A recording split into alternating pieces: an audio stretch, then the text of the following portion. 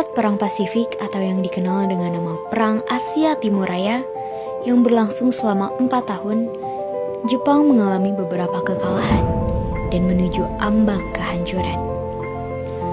6 Agustus dan 9 Agustus tahun 1945, Hiroshima dan Nagasaki dibom oleh sekutu, membuat Jepang semakin terperosok dalam lubang kekalahan. Sampai akhirnya, tanggal 14 Agustus 1945, Jepang menyerah tanpa syarat kepada sekutu.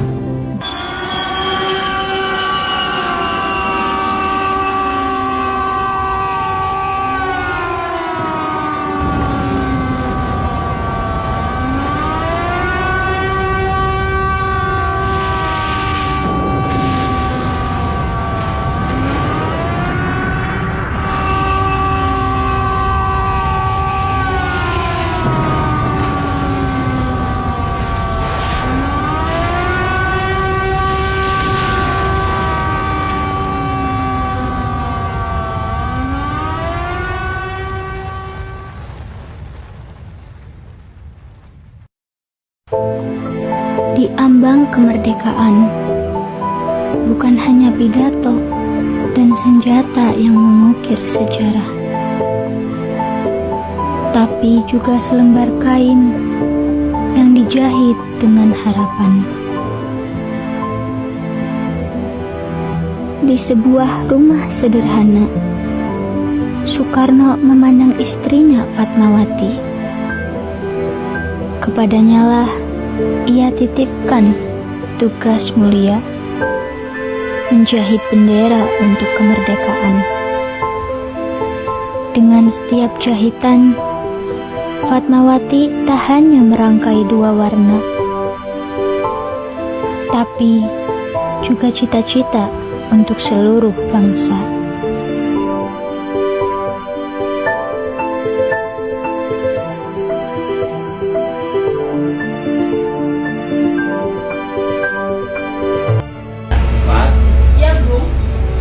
Bantuanmu yang sangat penting untuk bangsa ini. Apa itu, Bu? Aku ingin kamu menjadi sebuah bendera merah putih, bukan sekedar bendera, tapi lambang dari keberanian dan kemurnian bangsa kita. Bendera untuk kemerdekaan. Iya, Pak. Waktu sudah dekat, esok atau lusa, akhirnya bangsa ini akan berdiri di atas kakinya sendiri. Nah, saat itu tiba, aku ingin bendera hasilmu yang pertama kali berkibar di Indonesia Merdeka. Sesuatu kebanggaan untukku. Tapi aku tidak ada kain yang cukup untuk menjahitnya. Ambil dari apapun itu, yang terpenting warnanya merah dan putih. Bukan tentang kainnya, tapi tentang niatmu. Baik, Bu, aku akan mulai menjahitnya pada minggu juga. Demi bangsa Indonesia. Usai berbicara dengan Fatmawati tentang bendera pusaka, Soekarno dan Hatta melangkah penuh tekad menuju kediaman perwakilan Kaisar Jepang. Bukan untuk meminta, tapi untuk menuntut janji kemerdekaan yang telah dijanjikan.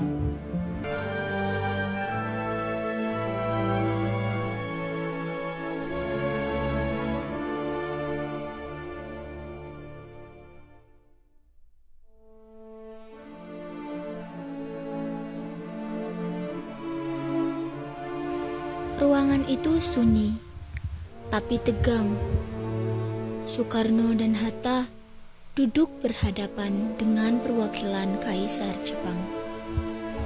Bukan sebagai tamu, tapi sebagai wakil bangsa yang haus kemerdekaan. Tatapan tegas, kata-kata disampaikan tanpa amarah, namun penuh tekanan. Dalam diam, Indonesia sedang memperjuangkan hak paling dasarnya, kebebasan. Soekarno dan Hatta pun pergi dari kediaman perwakilan Kaisar Jepang dengan perasaan kecewa. Namun, semakin yakin bahwa kemerdekaan harus diperjuangkan sendiri. Soekarno, Hatta, dan Ahmad Subarjo pergi ke rumah Laksamana Maeda guna meminjam ruangan untuk merumuskan merumuskan teks proklamasi. Mohon maaf mengganggu waktunya, Bung. Aku ingin meminjam ruanganmu untuk merumuskan proklamasi Indonesia. Itu, masuklah. Saya sangat amat senang mendengar berita ini. Silahkan pilih ruangan yang kalian inginkan, dan saya akan jamin keselamatan kalian. Baik, terima kasih.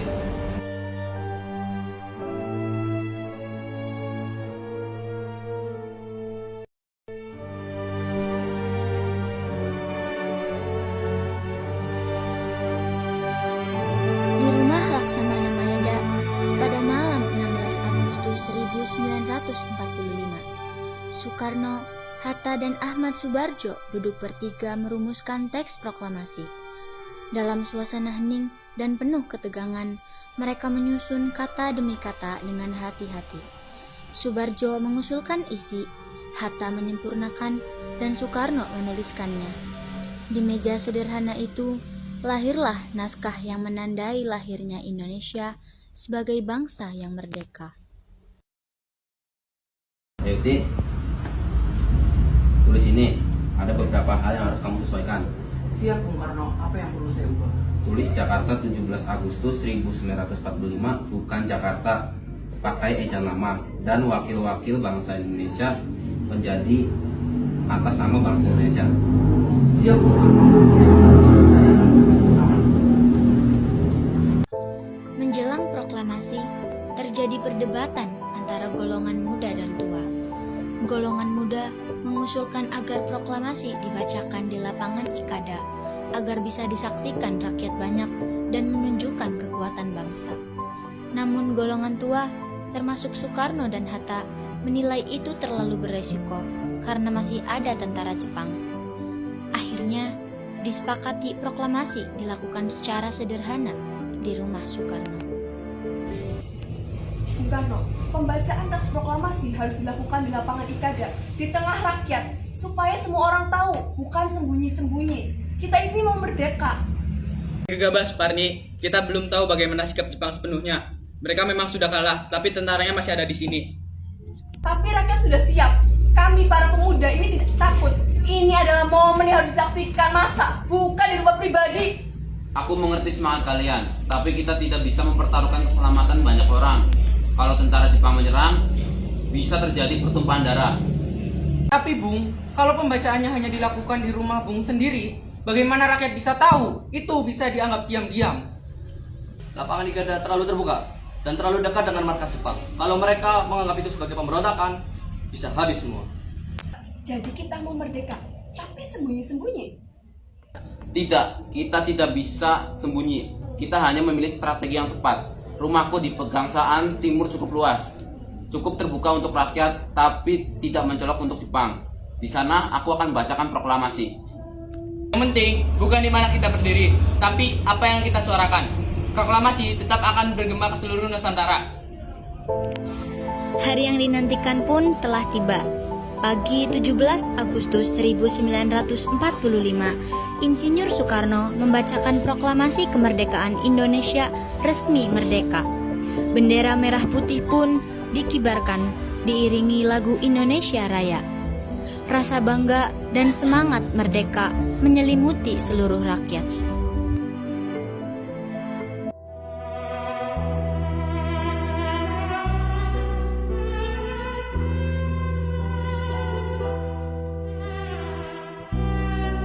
Bung, ini bendera yang saya jahit semalam. Merahnya di atas, putihnya di bawah. Semoga berkibar selamanya. Terima kasih, Afat. Ini bukan sekedar kain, tapi ini jiwa bangsa.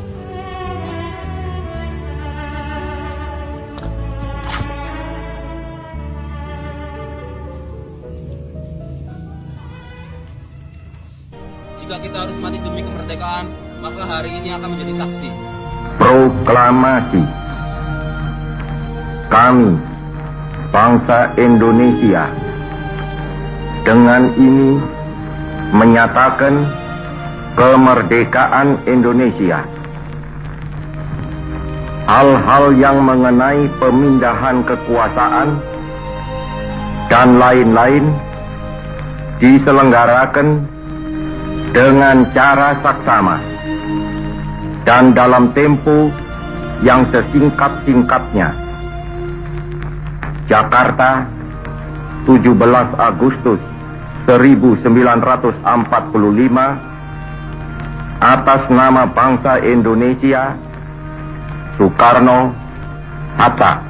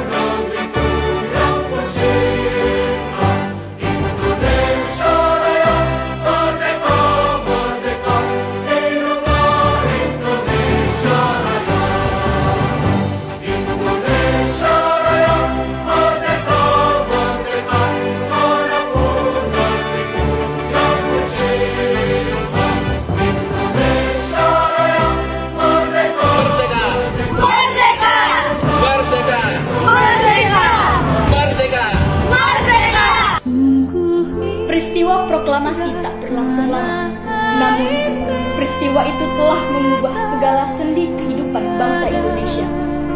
Peristiwa proklamasi kemerdekaan telah menjadi momentum puncak perjuangan bangsa Indonesia.